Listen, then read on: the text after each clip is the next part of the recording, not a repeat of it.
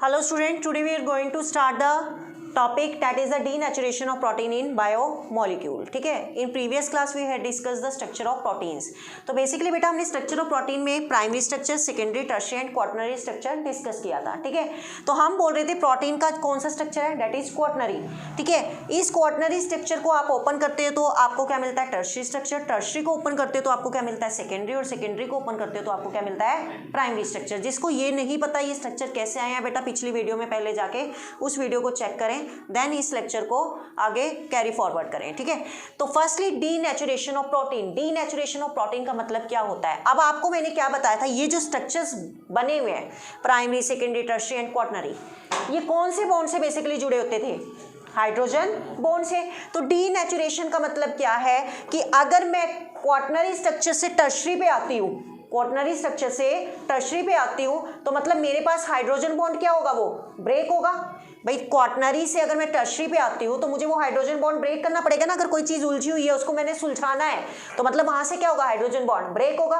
अगर इससे मैं सेकेंडरी पे आती हूँ तब भी हाइड्रोजन बॉन्ड को मुझे क्या करना पड़ेगा, ब्रेक करना पड़ेगा. और इससे अगर मैं प्राइमरी में आती हूँ तो मुझे वो बॉन्ड को क्या करना पड़ेगा, ब्रेक करना पड़ेगा. मतलब वहाँ पर हाइड्रोजन बॉन्ड जब भी ब्रेक होगा तो क्या होगा, denaturation of protein will take place. वो होगा कैसे, वो चीज़ हमने डिस्कस करनी है. ठीक है, फॉर एग्जाम्पल अगर मैं कहती हूँ कि सपोज हमारी बॉडी में भी क्या होते हैं, प्रोटीन्स होते हैं. ठीक है, सपोज मैं कहती हूँ कि मेरी बॉडी के अंदर जो टेम्परेचर है, सपोज मैं मान के चल रही हूँ दैट इज 37 डिग्री सेल्सियस पे कोई प्रोटीन एग्जिस्ट कर रहा है.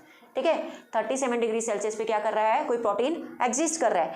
और कोइंसिडेंटली मेरी बॉडी का टेम्परेचर सपोज मैंने कह दिया 37 डिग्री सेल्सियस से कितना हो गया, 40 डिग्री सेल्सियस हो गया. तो वहां पर जो प्रोटीन की क्या हो जाएगी, डीनेचुरेशन हो जाएगी. समझ रहे हो. या फिर अगर मैं कहती हूँ कि कोई प्रोटीन है जो pH 7 पे एग्जिस्ट कर रहा है, 7 मतलब न्यूट्रल pH, अगर बाय चांस pH चेंज हो जाती है, मैंने बोल दिया कि pH 3 हो गई या 4 हो गई, तो क्या हो गया, 7 से 3 या 4 पे मतलब एसिडिक pH पे वो प्रोटीन आ गया, तब भी क्या हो जाएगा, प्रोटीन की डीनेचुरेशन हो जाएगी. मतलब वहां पर बॉन्ड ब्रेक होना शुरू हो जाएंगे. मतलब अगर आप टेम्परेचर या पीएच चेंज करते हो किसी भी, किसकी, बेसिकली प्रोटीन की, तो वहां पर क्या हो जाता है, डीनेचुरेशन हो जाता है प्रोटीन का. फॉर एग्जांपल अगर मैं बात करती हूँ मिल्क है, मिल्क को नॉर्मल मिल्क आप लेते हो, अगर आप उसको गर्म करना स्टार्ट करो, गर्म करते हो तो उसको क्या मिल रहा है, टेम्परेचर मिल रहा है.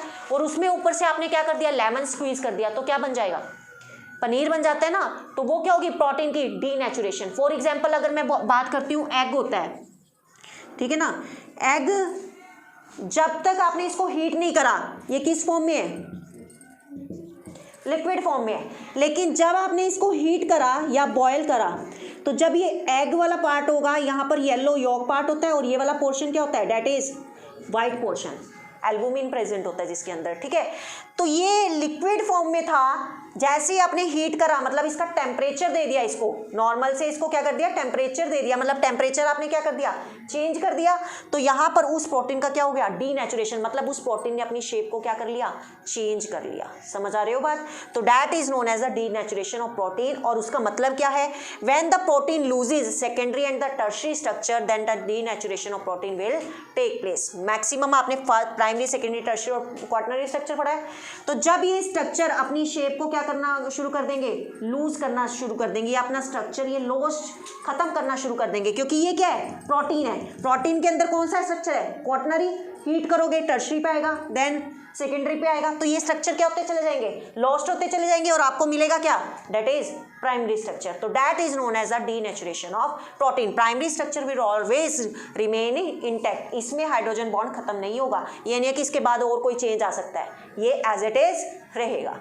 समझ रहे हो. ये फोर्सेज ऑफ अट्रैक्शन इनमें वीक हुई. वीक कब हुई, जब आपने इनको टेम्परेचर दिया, टेम्परेचर देने पर वो फोर्सेज ऑफ अट्रैक्शन क्या हुई, ब्रेक हुई. ब्रेक होने के बाद आपको क्या मिला, दैट इज प्राइमरी स्ट्रक्चर. तो that is known as the denaturation of protein.